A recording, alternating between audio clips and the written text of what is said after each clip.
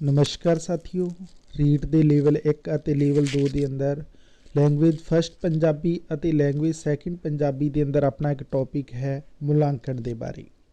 ਪਿਛਲੀ ਕਲਾਸ ਦੇ ਅੰਦਰ ਵੀ ਆਪਾਂ ਐਸੇ ਟੌਪਿਕ ਤੋਂ ਸੰਬੰਧਿਤ ਕੁਝ ਪੁਆਇੰਟ ਦੇਖੇ ਸਨ, ਜਿਨ੍ਹਾਂ ਦੇ ਅੰਦਰ ਮੁਲਾਂਕਣ ਦਾ ਅਰਥ, ਉਸ ਦੀ ਪਰਿਭਾਸ਼ਾ, ਇਸ ਦੇ ਨਾਲ ਵਿਸ਼ੇਸ਼ਤਾਵਾਂ, ਮੁਲਾਂਕਣ ਤੇ ਪ੍ਰੀਖਿਆ 'ਚ ਫਰਕ, ਇਹ ਜਿਹੜੇ ਪੁਆਇੰਟ ਨੇ ਆਪਾਂ ਪਿਛਲੀ ਕਲਾਸ ਦੇ ਅੰਦਰ ਜੋ 44 ਨੰਬਰ ਕਲਾਸ ਸੀ ਆਪਣੀ, ਉਸ ਦੇ ਅੰਦਰ ਦੇਖ ਕੇ ਆ ਚੁੱਕੇ ਹਾਂ।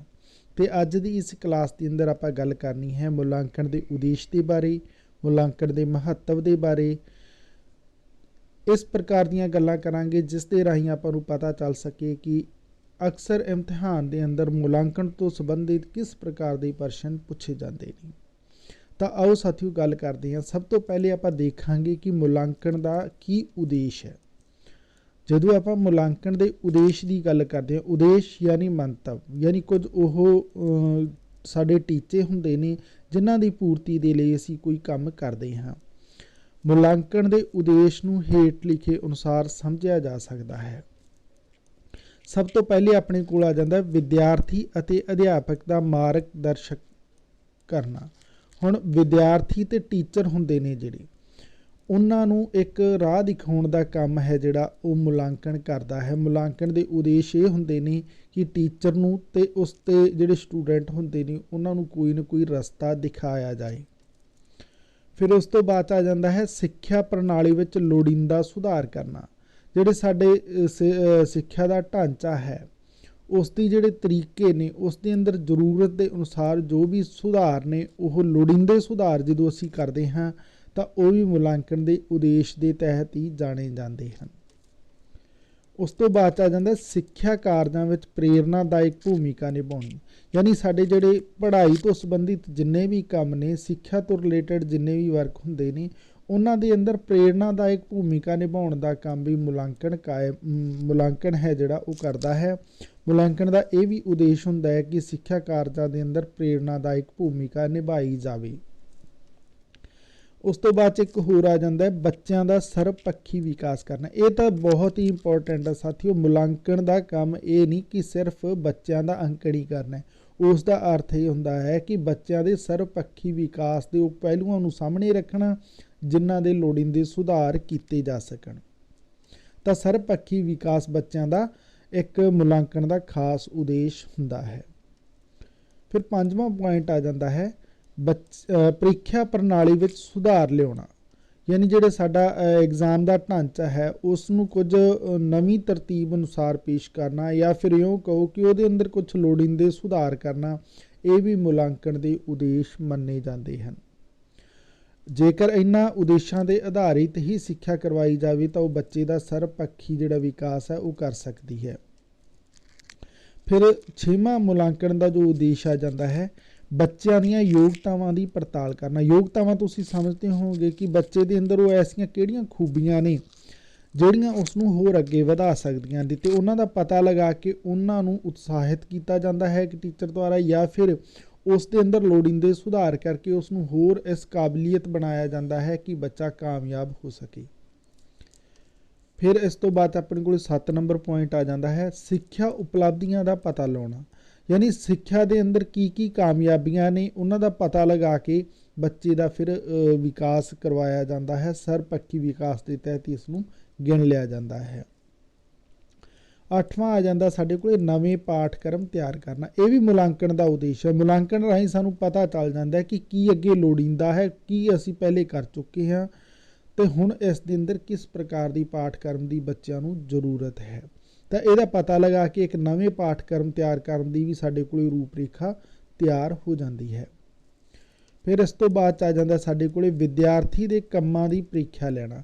ਯਾਨੀ ਵਿਦਿਆਰਥੀ ਨੇ ਜਿਹੜੇ ਕੰਮ ਕੀਤੇ ਨੇ, ਕੰਮ ਯਾਨੀ ਉਸਨੇ ਸਿੱਖਿਆ ਤੋਂ ਰਿਲੇਟਡ ਕਿੰਨਾ ਸਿੱਖਿਆ ਹੈ, ਤਾਂ ਇਸ ਦਾ ਵੀ ਪਤਾ ਲਗਾਇਆ ਜਾਂਦਾ ਹੈ ਜਿਹੜਾ ਉਹ ਮੁਲਾਂਕਣ ਦੇ ਰਾਹੀਂ ਲੱਗ ਸਕਦਾ ਹੈ ਜਾਂ ਫਿਰ ਲਗਾਇਆ ਜਾਂਦਾ ਹੈ। 10ਵਾਂ ਆ ਜਾਂਦਾ ਹੈ ਕੌਸ਼ਲ ਉਪਲਬਧੀ ਦਾ ਪਤਾ ਲਗਾਉਣਾ। ਕੌਸ਼ਲ ਦੇ ਬਾਰੇ ਆਪਾਂ ਪਹਿਲੇ ਪੜ੍ਹ ਕੇ ਆ ਚੁੱਕੇ ਹਾਂ, ਤੇ ਕੌਸ਼ਲ ਤੋਂ ਰਿਲੇਟਡ ਹਰ ਹਾਲਤ ਆਪ ਨੂੰ ਪ੍ਰਸ਼ਨ ਮਿਲਣ ਵਾਲਾ ਹੈ। ਤੇ ਮੁਲਾਂਕਣ ਦਾ ਇੱਕ ਉਦੇਸ਼ ਇਹ ਵੀ ਹੈ ਕਿ ਕੌਸ਼ਲ ਦੇ ਅੰਦਰ ਬੱਚੇ ਕਿੰਨੇ ਕੁ ਕਾਮਯਾਬ ਹੋਏ ਨੇ, ਇਸ ਦਾ ਪਤਾ ਲਗਾਇਆ ਜਾ ਸਕਦਾ ਹੈ ਮੁਲਾਂਕਣ ਦੇ ਰਾਹੀਂ। ਇਹ ਮੁਲਾਂਕਣ ਦਾ ਇੱਕ ਉਦੇਸ਼ ਹੋ ਜਾਂਦਾ ਹੈ।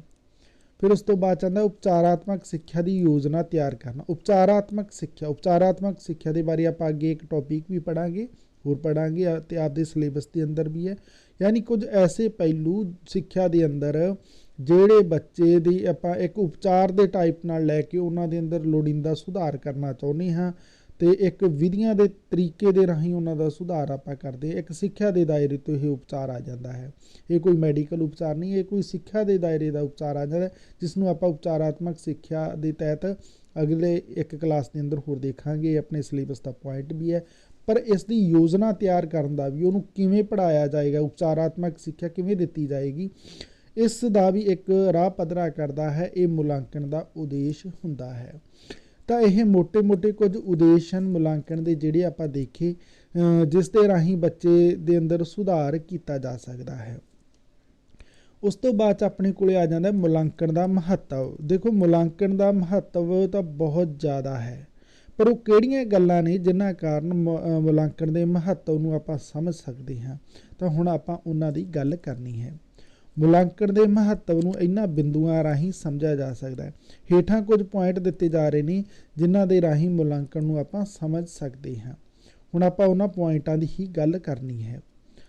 ਸਭ ਤੋਂ ਪਹਿਲੇ ਸਾਥੀਓ ਆਪਣੇ ਕੋਲ ਆ ਜਾਂਦਾ ਹੈ ਸਰਬਪੱਖੀ ਵਿਕਾਸ। ਸਰਬਪੱਖੀ ਵਿਕਾਸ ਤੁਸੀਂ ਸਮਝਦੇ ਹੋ, ਬੱਚੇ ਦਾ ਹਰ ਦ੍ਰਿਸ਼ਟੀਕੋਣ ਤੋਂ ਉਸ ਦਾ ਵਿਕਾਸ ਕਰਨਾ। ਇਕੱਲਾ ਇਹ ਨਹੀਂ ਕਿ ਉਸਨੂੰ ਕਿਤਾਬੀ ਗਿਆਨ ਹੋ ਜਾਵੇ, ਬੌਧਿਕ ਗਿਆਨ ਹੋ ਜਾਵੇ, ਇੱਦਾਂ ਦਾ ਨਹੀਂ, ਹਰ ਪੱਖ ਤੋਂ ਬੱਚੇ ਦਾ ਵਿਕਾਸ ਕਰਨਾ। ਇਹ ਮੁਲਾਂਕਣ ਦਾ ਇੱਕ ਮਹੱਤਵ ਮੰਨਿਆ ਜਾਂਦਾ ਹੈ। ਸਰਬਪੱਖੀ ਵਿਕਾਸ ਦਾ ਪਤਾ ਮੁਲਾਂਕਣ ਰਾਹੀਂ ਹੀ ਲਗਾਇਆ ਜਾ ਸਕਦਾ ਹੈ। ਇਸ ਰਾਹੀਂ ਬੱਚਿਆਂ ਦੇ ਨੈਤਿਕ, ਸਮਾਜਿਕ, ਸਦਾਚਾਰਕ, ਮਾਨਸਿਕ ਗੁਣਾਂ ਦਾ ਪਤਾ ਲਗਾਇਆ ਜਾ ਸਕਦਾ ਹੈ। ਯਾਨੀ ਜਿਹੜਾ ਸਰਬਪੱਖੀ ਵਿਕਾਸ ਦਾ ਕੰਮ ਹੈ ਉਹ ਮੁਲਾਂਕਣ ਕਰਦਾ ਹੈ। ਇਹ ਮਹੱਤਵ ਹੈ ਉਸ ਦਾ, ਅਤੇ ਇਹਦੇ ਰਾਹੀਂ ਆਪਾਂ ਕੀ ਪਤਾ ਲਗਾ ਸਕਦੇ ਹਾਂ ਕਿ ਬੱਚੇ ਦੇ ਅੰਦਰ ਨੈਤਿਕ ਗੁਣ ਕਿੰਨੇ ਨੇ, ਸਮਾਜਿਕ ਕਿੰਨੇ ਨੇ, ਸਦਾਚਾਰਕ ਕਿੰਨੇ ਨੇ, ਅਤੇ ਮਾਨਸਿਕ ਗੁਣ ਨੇ ਜਿਹੜੇ ਉਹ ਕਿੰਨੇ ਨੇ। ਇਸ ਦੇ ਲਈ ਜਿਹੜਾ ਆਪਣੇ ਕੋਲੇ ਮਹੱਤਵ ਆ ਜਾਂਦਾ ਹੈ, ਮੁਲਾਂਕਣ ਦਾ ਮਹੱਤਵ ਆ ਜਾਂਦਾ ਹੈ, ਉਸ ਨੂੰ ਆਪਾਂ ਦੇਖਦੇ ਹਾਂ। ਦੂਸਰਾ ਜਿਹੜਾ ਆਪਣੇ ਕੋਲ ਪੁਆਇੰਟ ਆ ਜਾਂਦਾ ਉਦੇਸ਼ ਪ੍ਰਾਪਤੀ ਵਿੱਚ ਸਹਾਇਕ। ਉਦੇਸ਼ ਪ੍ਰਾਪਤੀ, ਉਦੇਸ਼ ਯਾਨੀ ਜਿਹਨੂੰ ਆਪਾਂ ਮੰਤਵ ਕਹਿ ਦਿੰਦੇ ਹਾਂ, ਯਾਨੀ ਆਪਣੇ ਜਿਹੜੇ ਉਦੇਸ਼ ਹੁੰਦੇ ਨੇ, ਮੰਤਵ ਹੁੰਦੇ ਨੇ, ਉਹਨਾਂ ਨੂੰ ਪ੍ਰਾਪਤ ਕਰਨ ਦੇ ਲਈ ਵੀ ਜਿਹੜਾ ਮੁਲਾਂਕਣ ਦਾ ਮਹੱਤਵ ਵੱਧ ਜਾਂਦਾ ਹੈ। ਉਦੇਸ਼ ਦੀ ਪੂਰਤੀ ਹੋਈ ਹੈ ਜਾਂ ਨਹੀਂ, ਬੱਚਿਆਂ ਵਿੱਚ ਸਿੱਖਿਆ ਪ੍ਰਾਪਤੀ ਕਿੱਥੋਂ ਤੱਕ ਹੋਈ ਹੈ ਜਾਂ ਕਿੰਨਾਂ ਮੌਕਿਆਂ 'ਤੇ ਅਸਫਲ ਹੋਈ ਹੈ, ਇਸ ਦਾ ਪਤਾ ਵੀ ਉਦੇਸ਼ ਪ੍ਰਾਪਤੀ ਵਿੱਚ ਹੀ ਲਗਾਇਆ ਜਾ ਸਕਦਾ ਹੈ। ਇਸ ਦਾ ਪਤਾ ਵੀ ਉਦੇਸ਼ ਪ੍ਰਾਪਤੀ ਵਿੱਚ ਲਗਾਇਆ ਜਾ ਸਕਦਾ ਹੈ। ਫਿਰ ਇਸ ਤੋਂ ਬਾਅਦ ਆਪਣੇ ਕੋਲ ਇੱਕ ਹੋਰ ਪੁਆਇੰਟ ਆ ਜਾਂਦਾ ਪ੍ਰੇਰਨਾ ਸਰੋਤ। ਪ੍ਰੇਰਨਾ ਯਾਨੀ ਕਿਸੇ ਨੂੰ ਇਸ ਪ੍ਰਕਾਰ ਦਾ ਹੌਸਲਾ ਦੇਣਾ ਕਿ ਉਹ ਅਗਾਂਹ ਵੱਧ ਸਕੇ, ਤਾਂ ਇਹ ਵੀ ਇੱਕ ਮੁਲਾਂਕਣ ਦਾ ਮਹੱਤਵ ਹੁੰਦਾ ਹੈ। ਚੰਗੇ ਨਤੀਜਿਆਂ ਦੀ ਇੱਛਾ ਮੁਲਾਂਕਣ ਰਾਹੀਂ ਹੀ ਪੈਦਾ ਹੋ ਸਕਦੀ ਹੈ। ਯਾਨੀ ਆਪਾਂ ਜੇਕਰ ਬੈਟਰ ਰਿਜ਼ਲਟ ਪੇਸ਼ ਕਰਨਾ ਚਾਹੁੰਦੇ ਹਾਂ ਤਾਂ ਉਹਦੇ ਲਈ ਆਪਾਂ ਨੂੰ ਮੁਲਾਂਕਣ ਜ਼ਰੂਰੀ ਹੈ, ਅਤੇ ਮੁਲਾਂਕਣ ਦਾ ਮਹੱਤਵ ਨੂੰ ਸਮਝਦੇ ਹੋਏ ਵੀ ਆਪਾਂ ਇੱਕ ਚੰਗੇ ਰਿਜ਼ਲਟ ਪ੍ਰਾਪਤ ਕਰ ਸਕਦੇ ਹਾਂ। ਇਸ ਨਾਲ ਬੱਚਿਆਂ ਵਿੱਚ ਪ੍ਰੇਰਨਾ ਪੈਦਾ ਹੁੰਦੀ ਹੈ ਅਤੇ ਉਹ ਇਹ ਹੋਰ ਕੋਸ਼ਿਸ਼ ਕਰਦੇ ਨੇ। ਯਾਨੀ ਇਸ ਤੋਂ ਖੁਸ਼ ਹੋ ਕੇ ਬੱਚੇ ਪ੍ਰੇਰਨਾ ਸਦਕਾ ਉਹ ਹੋਰ ਗਾਂਹ ਉਪਰਾਲੇ ਕਰਦੇ ਨੇ, ਕੋਸ਼ਿਸ਼ ਕਰਦੇ ਨੇ, ਅਤੇ ਫਿਰ ਉਹ ਕਾਮਯਾਬ ਹੁੰਦੇ ਨੇ। ਫਿਰ ਉਸ ਤੋਂ ਬਾਅਦ ਆਪਣੇ ਕੋਲ ਅਗਲਾ ਪੁਆਇੰਟ ਜਿਹੜਾ ਆ ਜਾਂਦਾ ਹੈ, ਉਸ ਦੇ ਅੰਦਰ ਆ ਜਾਂਦਾ ਹੈ ਸਿੱਖਿਆ ਸੰਸਥਾਵਾਂ ਵਿੱਚ ਸੁਧਾਰ ਲਿਆਉਣਾ। ਸਿੱਖਿਆ ਸੰਸਥਾਵਾਂ ਤੁਸੀਂ ਸਮਝਦੇ ਹੋਵੋਗੇ, ਉਹਨਾਂ ਦੇ ਅੰਦਰ ਲੋੜੀਂਦੇ ਸੁਧਾਰ ਹੈ ਜਿਹੜੇ, ਉਹ ਵੀ ਜਿਹੜਾ ਮੁਲਾਂਕਣ ਦੇ ਮਹੱਤਵ ਦੇ ਤਹਿਤ ਜਾਣੇ ਜਾਂਦੇ ਨੇ। ਮੁਲਾਂਕਣ ਨਾਲ ਸਿੱਖਿਆ ਵਿਚਲੀਆਂ ਕਮਜ਼ੋਰੀਆਂ ਦਾ ਪਤਾ ਲੱਗਦਾ ਹੈ। ਇਸ ਨਾਲ ਬੱਚੇ ਦੇ ਵਿਕਾਸ ਵਿੱਚ ਸੁਧਾਰ ਲਿਆਇਆ ਜਾ ਸਕਦਾ ਹੈ। ਸਿੱਖਿਆ ਸੰਸਥਾਵਾਂ ਵੀ ਸਿੱਖਿਆ ਵਿਚਲੀਆਂ ਕਮਜ਼ੋਰੀਆਂ, ਕਾਰਜ ਸੁਧਾਰ, ਗੁਣਾਂ ਆਦਿ ਦਾ ਪਤਾ ਲਗਾ ਕੇ ਸੁਧਾਰ ਲਿਆ ਸਕਦੀਆਂ ਨੇ। ਫਿਰ ਇਸ ਤੋਂ ਬਾਅਦ ਆ ਜਾਂਦਾ ਆਪਣੇ ਕੋਲ ਉਦੇਸ਼ ਪ੍ਰਾਪਤੀ ਵਿੱਚ ਮਦਦਗਾਰ। ਜਿਹੜੇ ਸਾਡੇ ਉਦੇਸ਼ ਹੁੰਦੇ ਨੇ ਉਹਨਾਂ ਨੂੰ ਅਸੀਂ ਪ੍ਰਾਪਤ ਕਰਨ ਦੇ ਲਈ ਜੋ ਕੋਸ਼ਿਸ਼ਾਂ ਕਰਦੇ ਹਾਂ, ਤਾਂ ਉਹਦੇ ਅੰਦਰ ਵੀ ਮੁਲਾਂਕਣ ਦਾ ਮਹੱਤਵ ਹੈ ਜਿਹੜਾ ਉਹ ਹੈਲਪ ਕਰਦਾ ਹੈ, ਉਹ ਆਪਣੀ ਮਦਦ ਕਰਦਾ ਹੈ। ਬੱਚਿਆਂ ਵਿੱਚ ਉਦੇਸ਼ਾਂ ਦੀ ਪੂਰਤੀ ਕਿਸ ਹੱਦ ਤੱਕ ਹੋਈ ਹੈ, ਇਸ ਦਾ ਪਤਾ ਮੁਲਾਂਕਣ ਰਾਹੀਂ ਹੀ ਲਗਾਇਆ ਜਾ ਸਕਦਾ ਹੈ। ਯਾਨੀ ਬੱਚਿਆਂ ਦੇ ਅੰਦਰ ਜਿਹੜੀ ਆਪਣੀ ਉਦੇਸ਼ਾਂ ਦੀ ਪੂਰਤੀ, ਯਾਨੀ ਜਿਨ੍ਹਾਂ ਨੂੰ ਆਪਾਂ ਮੰਤਵ ਕਹਿ ਦਿੰਦੇ, ਐਮਸ ਕਹਿ ਦਿੰਦੇ ਹਾਂ, ਉਹਨਾਂ ਦੀ ਕਾਮਯਾਬੀ ਆਪਾਂ ਨੂੰ ਕਿਸ ਲੈਵਲ ਤੱਕ ਹੋ ਚੁੱਕੀ ਹੈ, ਇਹਦਾ ਪਤਾ ਹੈ ਜਿਹੜਾ ਉਹ ਮੁਲਾਂਕਣ ਰਾਹੀਂ ਲਗਾਇਆ ਜਾਂਦਾ ਹੈ। ਮੁਲਾਂਕਣ ਹੀ ਉਦੇਸ਼ਾਂ ਦੀ ਪੂਰਤੀ ਵਿੱਚ ਸਫਲਤਾ ਲਿਆ ਸਕਦਾ। ਇੱਕ ਮੁਲਾਂਕਣ ਹੀ ਹੈ ਜਿਹੜੇ ਆਪਣੇ ਉਦੇਸ਼ਾਂ ਦੀ ਕਾਮਯਾਬੀ ਦੇ ਲਈ ਆਪਾਂ ਨੂੰ ਉਹਨਾਂ ਦੀ ਪੂਰਤੀ ਦੇ ਲਈ ਆਪਾਂ ਨੂੰ ਸਫਲਤਾ ਦਿਵਾ ਸਕਦਾ ਹੈ। ਉਸ ਤੋਂ ਬਾਅਦ 6ਵਾਂ ਪੁਆਇੰਟ ਆਪਣੇ ਕੋਲ ਆ ਜਾਂਦਾ ਅਧਿਆਪਨ ਵਿੱਚ ਲੋੜੀਂਦੇ ਸੁਧਾਰ ਕਰਨਾ। ਜਿਹੜੇ ਆਪਣੇ ਟੀਚਿੰਗ ਢੰਗ ਹੁੰਦੇ ਨੇ ਉਹਨਾਂ ਦੇ ਅੰਦਰ ਜ਼ਰੂਰਤ ਮੁਤਾਬਕ ਸੁਧਾਰ ਕੀਤੇ ਜਾਣ, ਇਹ ਵੀ ਇੱਕ ਮੁਲਾਂਕਣ ਦਾ ਮਹੱਤਵ ਜਾਣਿਆ ਜਾਂਦਾ ਹੈ। ਮੁਲਾਂਕਣ ਦੁਆਰਾ ਹੀ ਅਧਿਆਪਕ ਅਤੇ ਅਧਿਆਪਨ ਵਿਧੀਆਂ ਵਿੱਚ ਲੋੜੀਂਦਾ ਸੁਧਾਰ ਲਿਆਇਆ ਜਾਂਦਾ ਹੈ।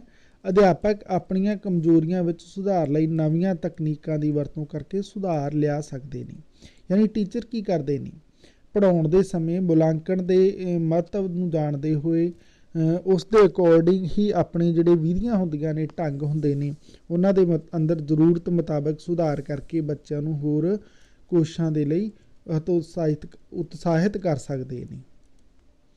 ਫਿਰ ਉਸ ਤੋਂ ਬਾਅਦ 'ਚ ਆਪਣੇ ਕੋਲ ਇੱਕ ਹੋਰ ਆ ਜਾਂਦਾ ਹੈ ਸਾਥੀਓ, ਉਹ ਦੋ ਹੋਰ ਪੁਆਇੰਟ ਆ ਗਏ ਨੇ ਜਿਨ੍ਹਾਂ ਦੇ ਅੰਦਰ ਭਵਿੱਖਮੁਖੀ ਸਿੱਖਿਆ ਦਾ ਆਧਾਰ। ਭਵਿੱਖਮੁਖੀ ਤਾਂ ਤੁਸੀਂ ਸਮਝਦੇ ਹੋਵੋਗੇ, ਯਾਨੀ ਬੱਚੇ ਦੇ ਆਉਣ ਵਾਲੇ ਭਵਿੱਖ ਨੂੰ ਧਿਆਨ 'ਚ ਰੱਖਦੇ ਹੋਏ ਉਸੇ ਅਕੋਰਡਿੰਗ ਸਿੱਖਿਆ ਦੇਣਾ, ਇਹ ਵੀ ਮੁਲਾਂਕਣ ਦਾ ਇੱਕ ਮਹੱਤਵ ਮੰਨਿਆ ਜਾਂਦਾ ਹੈ।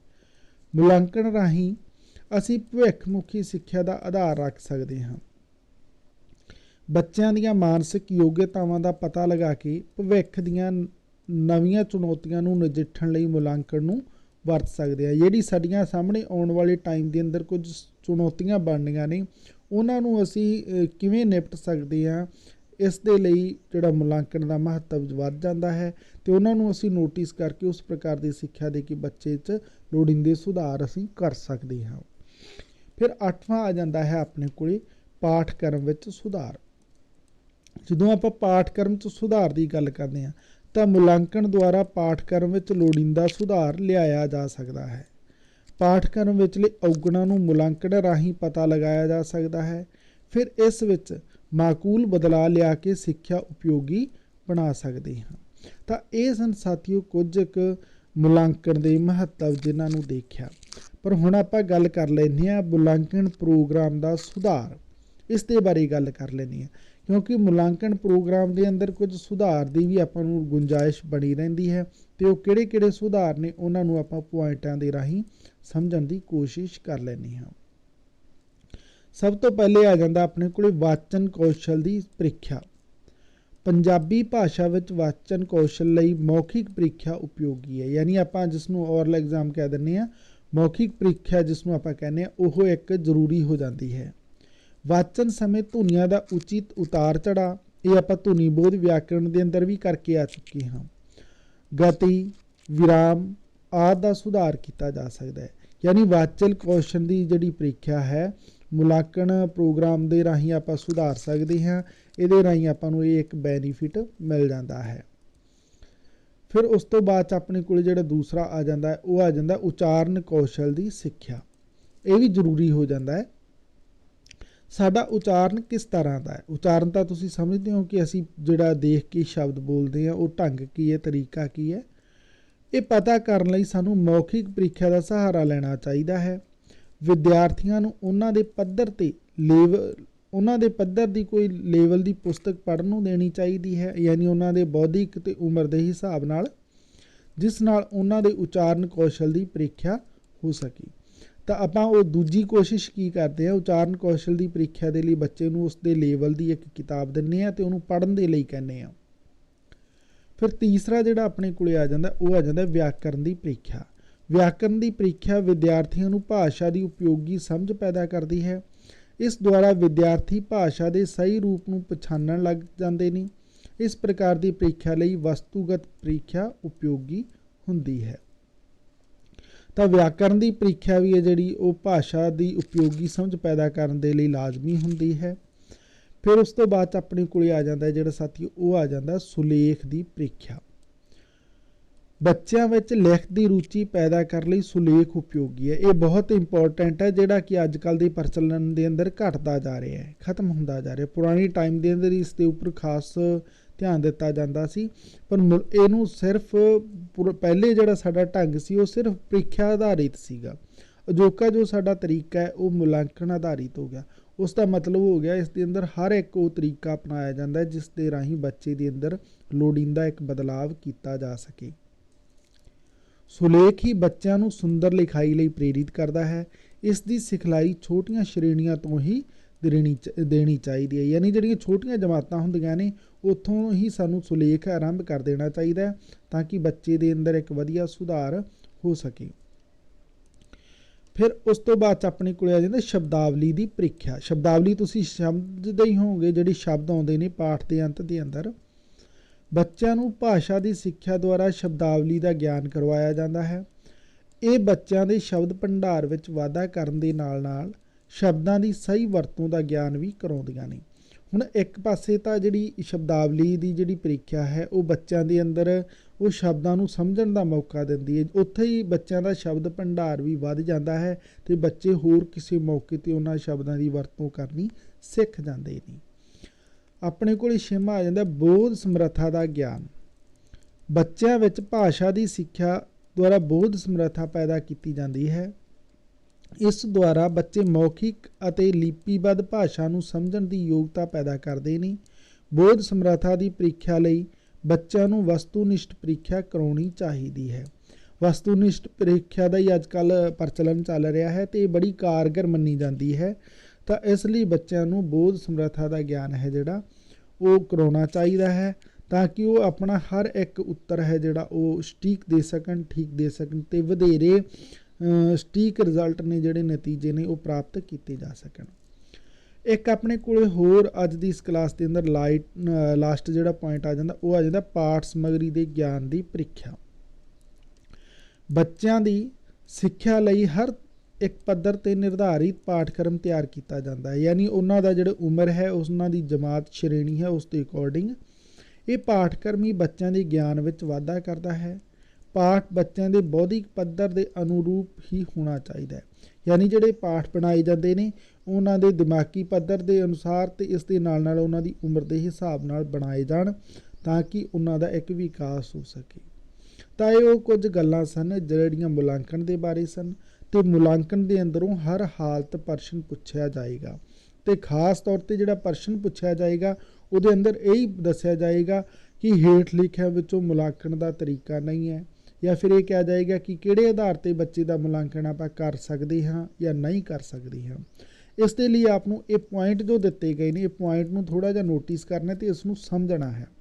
ਜੇਕਰ ਇਹਨਾਂ ਪੁਆਇੰਟਾਂ ਨੂੰ ਤੁਸੀਂ ਸਮਝ ਲਓਗੇ ਤਾਂ ਮੈਨੂੰ ਆਸ ਹੈ ਕਿ ਪ੍ਰੀਖਿਆ ਦੇ ਅੰਦਰ ਪੁੱਛੀ ਗਈ ਗੱਲ ਹੈ ਜਿਹੜੀ ਉਹ ਤੁਹਾਡੇ ਸਮਝ ਦੇ ਅੰਦਰ ਆ ਜਾਏਗੀ ਅਤੇ ਅਸੀਂ ਠੀਕ ਉੱਤਰ ਦੇਣ ਦੇ ਅੰਦਰ ਕਾਮਯਾਬ ਹੋ ਜਾਵਾਂਗੇ। ਤਾਂ ਅਗਲੀ ਕਲਾਸ ਦੇ ਅੰਦਰ ਮੈਂ ਇੱਕ ਨਵਾਂ ਪੁਆਇੰਟ ਲੈ ਕੇ ਆਵਾਂਗਾ। ਹੁਣ ਆਪਣੇ ਬਹੁਤ ਘੱਟ ਪੁਆਇੰਟ ਬਚੇ ਨੇ ਜਿਹੜੇ ਰੀਟ ਦੇ ਅੰਦਰ ਲੈਂਗੁਏਜ ਪੰਜਾਬੀ ਫਸਟ ਅਤੇ ਸੈਕਿੰਡ ਤੋਂ ਰਿਲੇਟਡ ਨੇ। ਉਸ ਤੋਂ ਬਾਅਦ 'ਚ ਆਪਾਂ ਪ੍ਰਸ਼ਨ ਦੀ ਤਿਆਰੀ ਹੈ ਜਿਹੜੀ ਉਹ ਆਰੰਭ ਕਰਨੀ ਸ਼ੁਰੂ ਕਰ ਦਿਆਂਗੇ। ਨਾਲ ਹੀ ਆਪ ਨੂੰ ਮੈਂ ਦੱਸਣਾ ਚਾਹਾਂਗਾ ਕਿ ਪਿਛਲੇ ਵਰ੍ਹਿਆਂ ਦੇ ਕੁਝ ਪੇਪਰ ਇਸ ਚੈਨਲ ਦੇ ਉੱਪਰ ਅਪਲੋਡ ਨੇ, ਉਹਨਾਂ ਦੀ ਵੀ ਤੁਸੀਂ ਪ੍ਰੈਕਟਿਸ ਕਰ ਸਕਦੇ ਹੋ ਅਤੇ ਨਵੇਂ ਪ੍ਰੈਕਟਿਸ ਪੇਪਰ ਵੀ ਆਪ ਨੂੰ ਜਲਦ ਮਿਲਣਗੇ। ਐਸੇ ਆਸ ਦੇ ਨਾਲ ਮਿਲਦੇ ਹਾਂ ਅਗਲੀ ਕਲਾਸ ਦੇ ਅੰਦਰ। ਉਦੋਂ ਤੱਕ ਦੇ ਲਈ ਧੰਨਵਾਦ ਸਾਥੀਓ।